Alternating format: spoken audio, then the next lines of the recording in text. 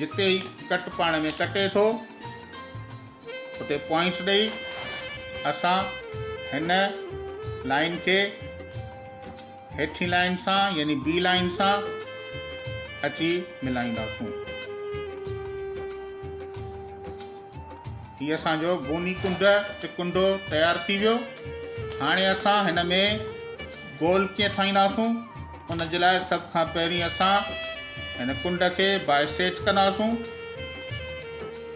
तक़रीबन ही असांजी गोल असांजो जेको निकितो पिया उन ते असीं जेकॾहिं कंपास रखी ओतिरो ही कंपास खोले असीं ये गोल कढियोसूं। जिते ही 90 डिग्री वारो कट आहे लाइन आहे उते कंपास रखी असां ही कट पाईंदासूं। वरी हेठी लाइन ते रखी असां ही कट पाईंदासूं। जिते ही ॿई कट पाण में कटीनि था उते असां पॉइंट्स ॾींदासूं।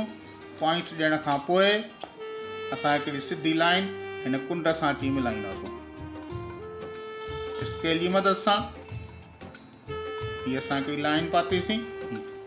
हाणे असां वरी हिन बी कुंड खे बाइसेट कंदासूं।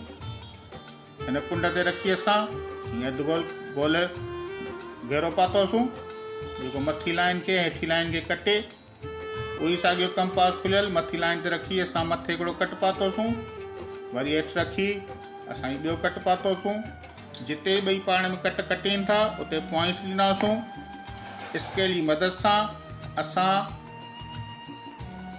हिन पॉइंट्स के हिन कुंड सां बिल्कुलु सिधो मिलाए रखंदासूं ऐं हिकिड़ी सिधी लाइन कढी ईंदासूं। हीअ असां लाइन सिधी कढीसीं। जिते ही ॿई लाइनूं पाण में कटीनि पियूं हिन जॻह ते हीअ असांखे मिले थो गोल जो मर्कज़ यानी सेंटर मिले थो ही मर्कज़। हाणे असां हिते कंपास जी चुंब रखी कंपास लाइन जेतिरो खोलींदासूं हिन लाइन जेतिरो खोलियूं या हिन लाइन जेतिरो खोलियूं असांजो कंपास ओतिरो ही खोलंदो। हीअ असां हिन में गोल कढींदासूं। ॾिसो असां हिकिड़ो गोल पिया कढूं। तव्हांखे ॾिसण में ईंदो हूंदो हीउ गोल असांजो टिनी लाइनुनि खां टच थींदो तां निकिरी रहियो आहे। हीउ ॾिसो हिन तरीक़े सां।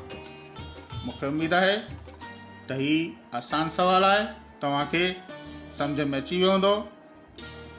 वीडियो खे लाइक ज़रूरु कंदा, ॿियनि दोस्तनि सां शेयर कंदा ऐं पंहिंजा कमेंट्स ज़रूरु लिखंदा। चैनल खे सब्सक्राइब कंदा, बेल जे आइकन खे ज़रूरु क्लिक कंदा त जीअं हर नई वीडियो तव्हां वटि फ़ौरन पहुची वञे। इन सां गॾु तव्हांजी तमामु घणी महिरबानी वीडियो खे मुकमल ॾिसण लाइ। वरी मिलंदासूं ॿी वीडियो में कंहिं ॿी तस्वीर सां गॾु। तेसीं ताईं पंहिंजो तमामु घणो ख़्यालु रखंदा। अल्लाह हाफ़िज़।